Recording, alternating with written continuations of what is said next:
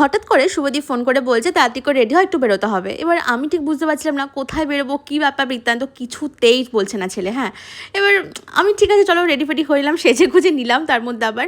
এবার বলছে ঠিক আছে চলো না যাওয়া যাক।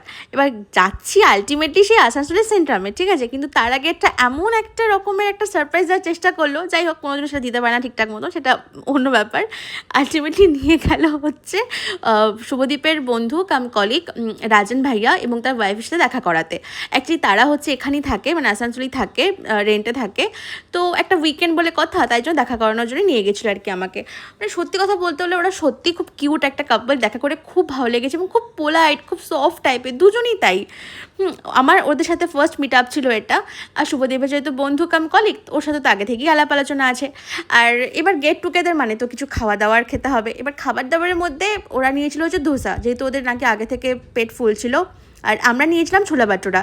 দেখে মনে হচ্ছিলো প্রচুর খেয়ে নেবো, অনেক কিছু খেয়ে নেবো, কিন্তু কিছুতেই পারছিলাম না, খুব হেভি হয়ে গিয়েছিলো। মানে দুটো নিয়েছিলাম কিন্তু এটাই মনে হচ্ছিলো অনেক হেভি। হ্যাঁ, যাই হোক, আলটিমেটলি গল্প করতে করতে সুন্দর করে ভালো একটা অ্যাম্বিয়েন্স ছিল, যেহেতু গরম ছিল না, মানে একটুখানি বৃষ্টি বৃষ্টি ওয়েদার ছিল, খুব ভালো লেগেছিলো অ্যাম্বিয়েন্সটা। সবার সাথে গল্প করতে করতে কথা বলতে বলতে দুটো আলটিমেটলি সেটে দিলাম।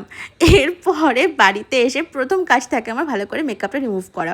কেন কি আমার মনে হয় যে মেকআপ করার থেকে মেকআপ রিমুভ করাটা অনেক অনেক অনেক বেশি ইম্পর্ট্যান্ট।